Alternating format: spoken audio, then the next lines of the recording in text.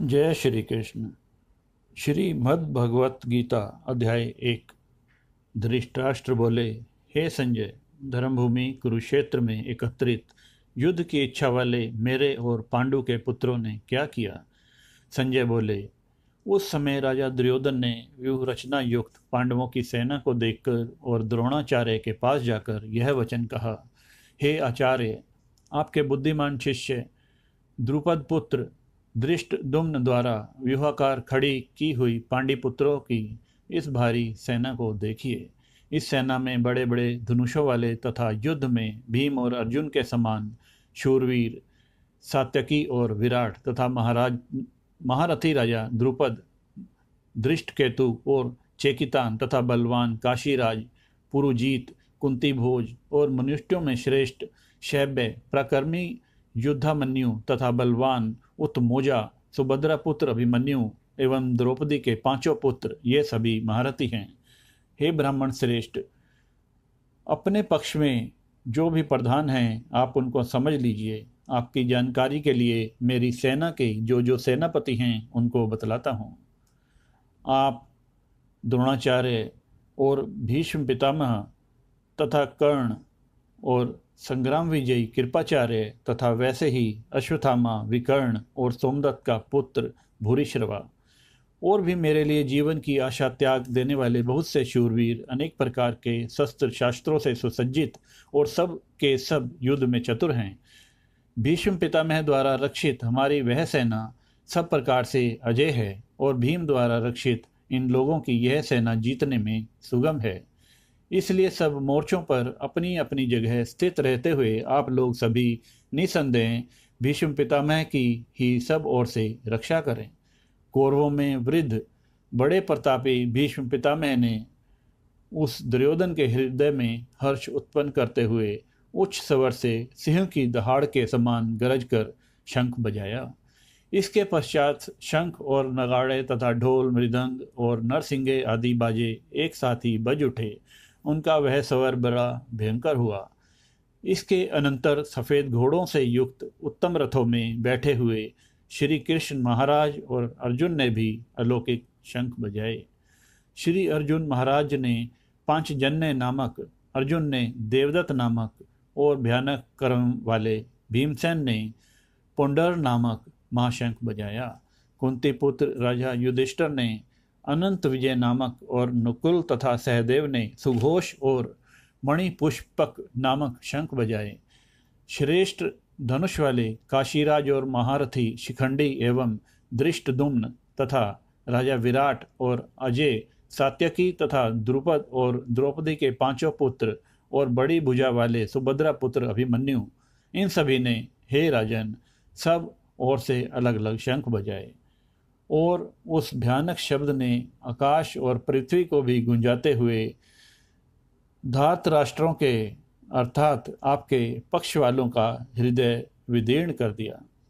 हे राजन, इसके पश्चात कपिध्वज अर्जुन ने मोर्चा बांधकर डटे हुए धृतराष्ट्र संबंधियों को देखकर उस शस्त्र चलाने की तैयारी के साथ धनुष उठाकर हरिकेश श्री कृष्ण महाराज से यह वचन कहा, हे अच्युत, मेरे रथ को दोनों सेनाओं के बीच में खड़ा कीजिए और जब तक मैं युद्ध क्षेत्र में डटे हुए युद्ध के अभिलाषी इन विपक्षी योद्धाओं को भली प्रकार देख लूं और युद्ध रूप व्यापार में मुझे किन किन के साथ युद्ध करना है, तब तक उसे खड़ा रखिए।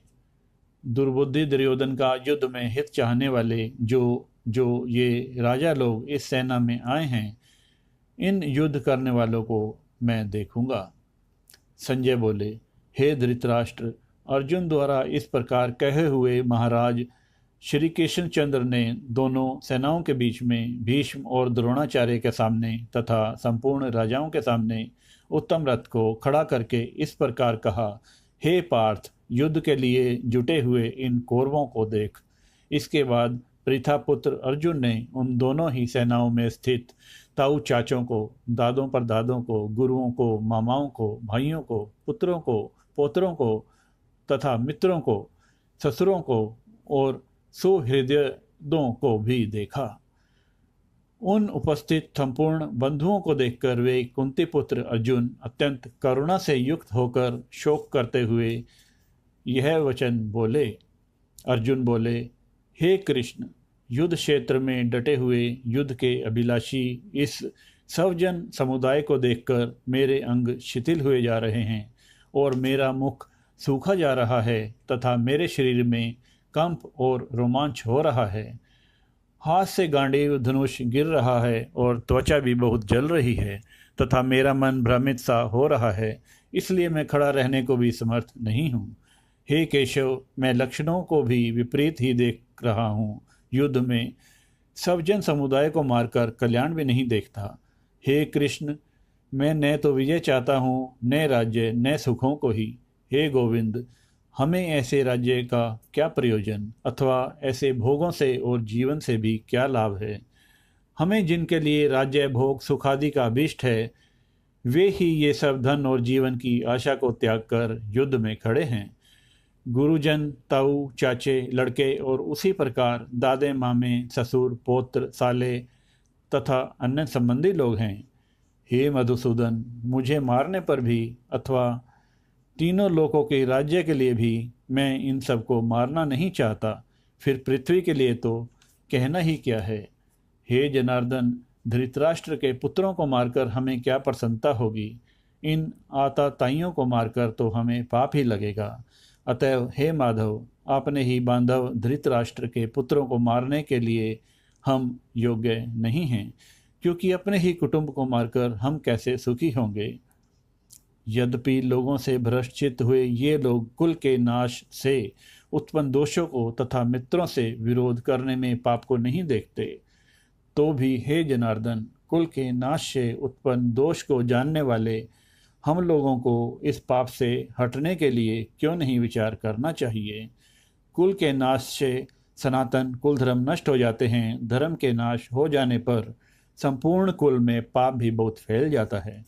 हे कृष्ण, पाप के अधिक बढ़ जाने से कुल की स्त्रियां अत्यंत दूषित हो जाती हैं और स्त्रियों के दूषित हो जाने पर वर्ण संकर उत्पन्न होता है।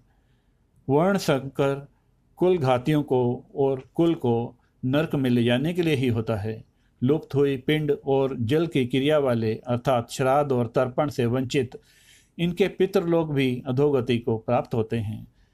इन वर्ण संकर कारक दोषों से कुल घातियों के सनातन कुल धर्म और जाति धर्म नष्ट हो जाते हैं। हे जनार्दन, जिनका कुल धर्म नष्ट हो गया हो, ऐसे मनुष्य का अनिश्चित काल तक नरक में वास होता है, ऐसा हम सुनते आए हैं। हाँ शोक, हम लोग बुद्धिमान होकर भी महान पाप करने को तैयार हो गए हैं, जो राज्य और सुख के लोभ से सब जनों को मारने के लिए उद्यत हो गए हैं। यदि मुझ शस्त्र रहित और सामना न करने वाले को शस्त्र हाथ में लिए हुए धृतराष्ट्र के पुत्र रण में मार डालें, तो वह मारना भी मेरे लिए अधिक कल्याणकारक होगा। संजय बोले, रणभूमि में शोक से उद्विग्न मन वाले अर्जुन इस प्रकार कहकर बाण सहित धनुष को त्याग कर रथ के पिछले भाग में बैठ गए। जय श्री कृष्ण।